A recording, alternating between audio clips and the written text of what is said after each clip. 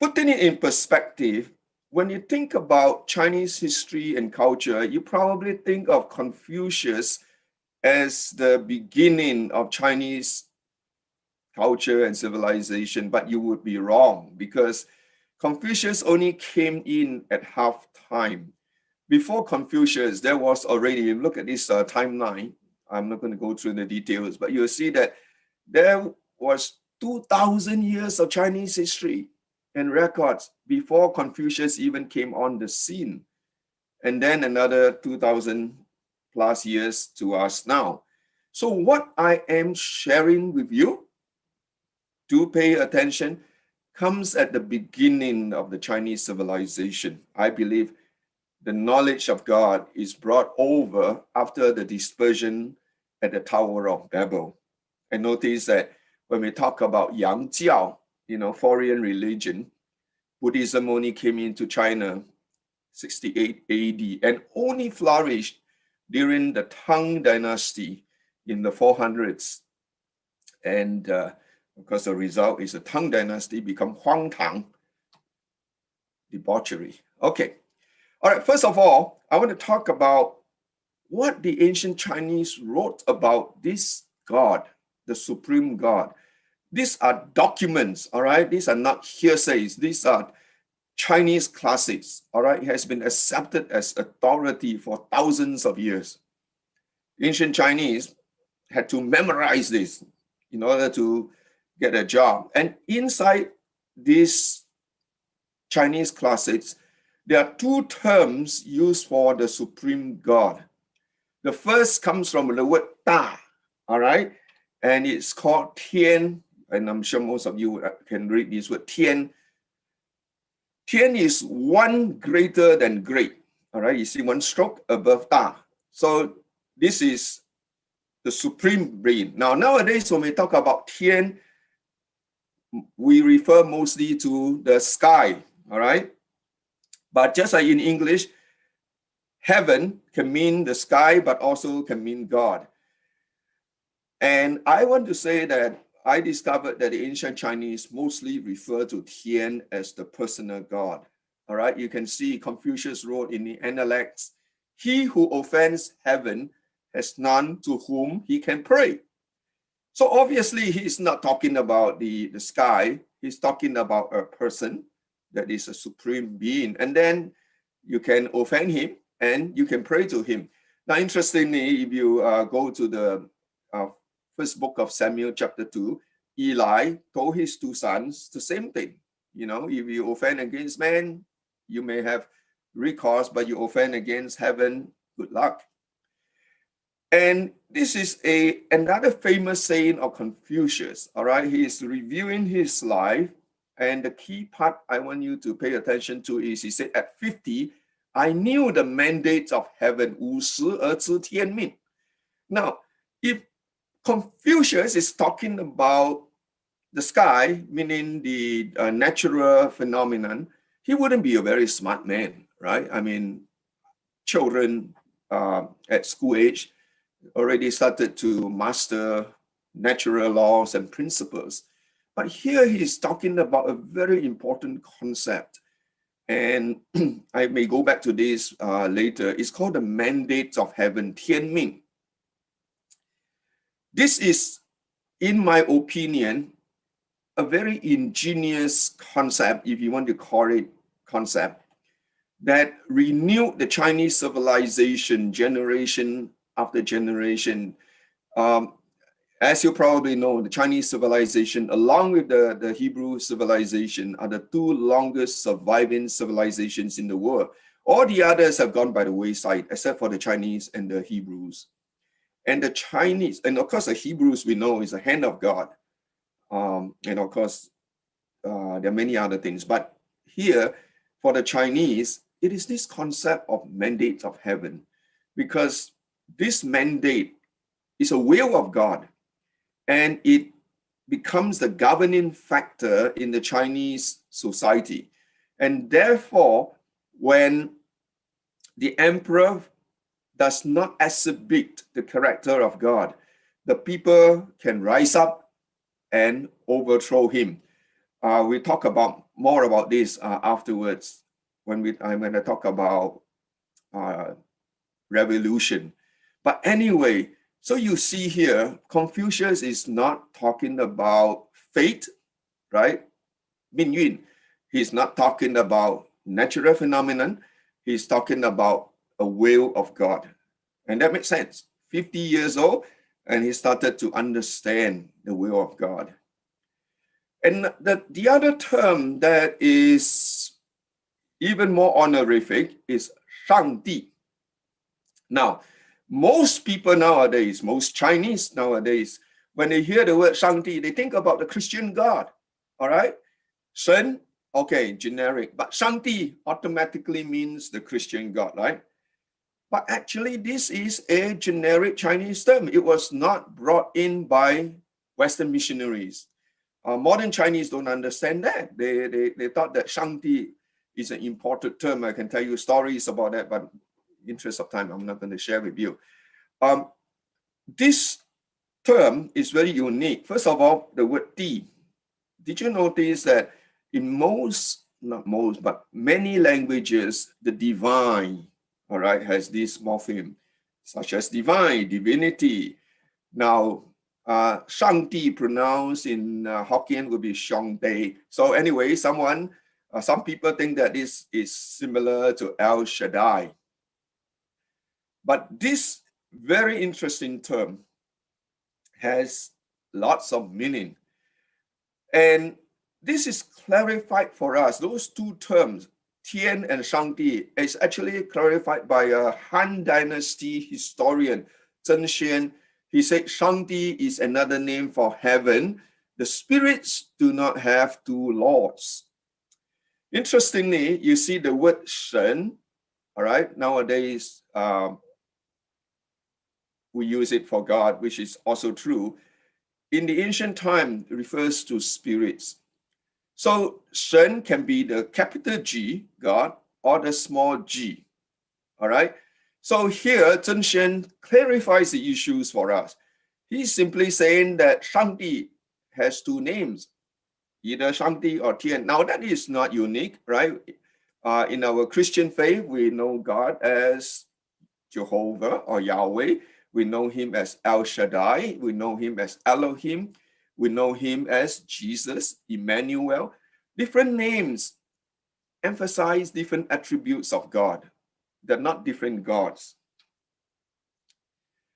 I have researched and I found that in the 19th century, there are sinologists. These are really dedicated researchers and experts. And I will just briefly share two with you. One is Malthus. His conclusion is, in no case do we find Shangdi exhibited under any figurative representations. Indeed, we are warned against confounding him with the images in the temples while the supreme ruler is declared again and again to be distinct from the visible heavens. The main idea attached to Shangdi is universal supremacy, uncontrollable power, justice, glory, majesty, and dominion. And then another fellow, his name is James Lake. Now, if you're interested in studying Chinese classics using English translation, you will come across his name. He was considered the foremost sinologist in the world, even by Chinese themselves, that he completely mastered the Chinese classics. He spent 25 years to translate all the Chinese classics with very good annotations, all right? A man of great scholarship. He was engaged in a heated debate over whether the Chinese knew God, all right? The same topic that we have today. There were some who absolutely refused, missionaries, foreign missionaries, who said, no, the Chinese could not have known about God. And they refused to use the term Shangdi, so they used the word Shen. And if you're familiar with Chinese Bible, there are two versions. One is the Shen version, and the other one is the Shangdi version. And the Shen version, you will see a space. All right, there's a blank space before Shen. A lot of people think that that is a way to honor God, leave a space. Actually, it was a very practical issue. because of this great debate, there are people who use one version, the other group will use the other version. So what did the printers do?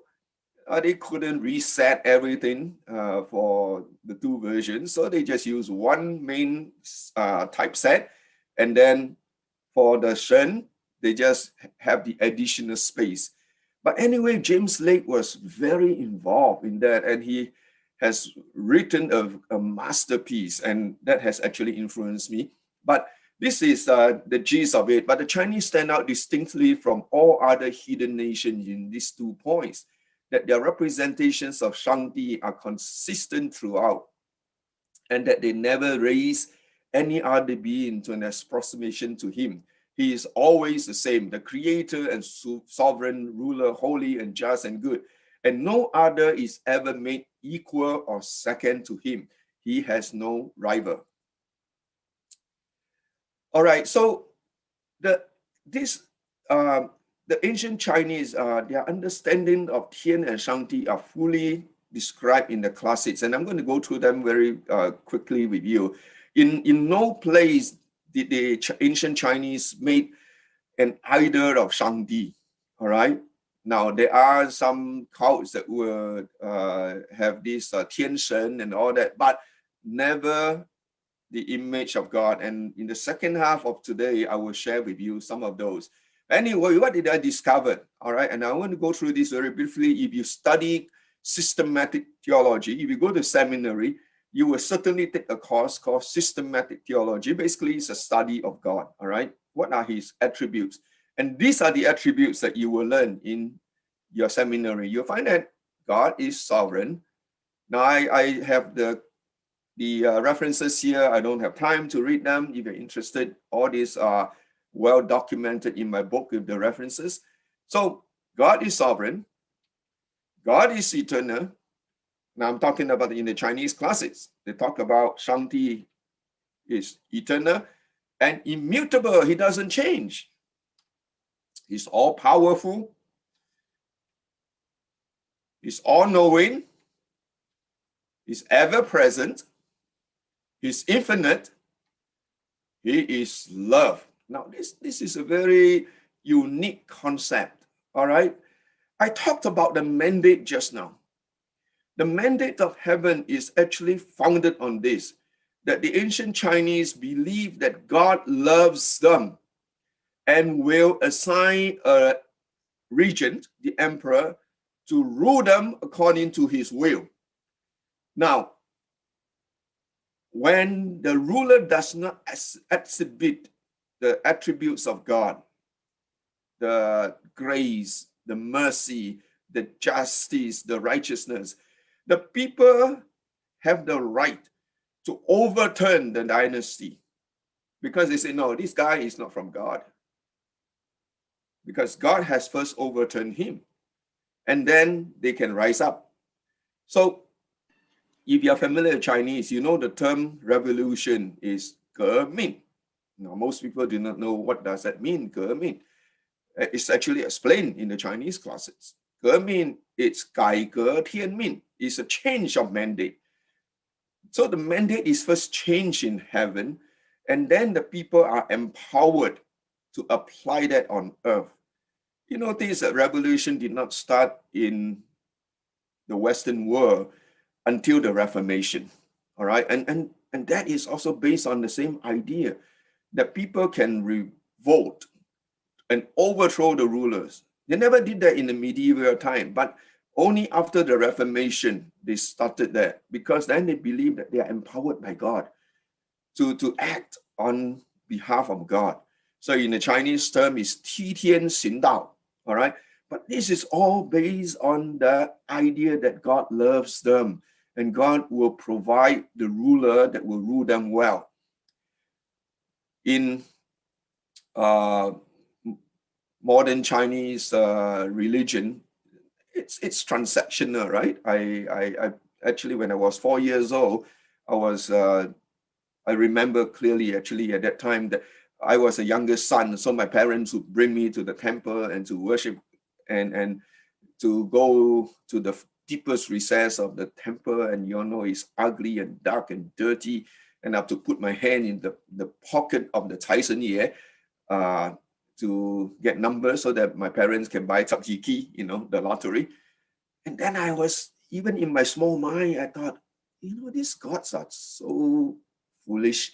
You give them a bit of oranges and a bit of sweets, they have to return you thousands of dollars. It's a very poor transaction. But anyway, idolatry is transactional. But the relationship with God that we have in Jesus Christ and the ancient Chinese is based on love. All right? Mo Zi, you may have studied him, famous ancient Chinese philosopher. He said, how do we know that heaven loves the people of the world? Here he's particularly talking about of China, really. He said, because he enlightens them universally. In other words, God gives people wisdom and ability to think because he loves them. Okay, God is holy, all right? And I don't need to explain this one. And God is gracious. It's a very important character of the emperor that he must exhibit grace. That's why you have Long En Hao Da, all right? He must be able to pardon people when it is the right thing to do. And then God is faithful.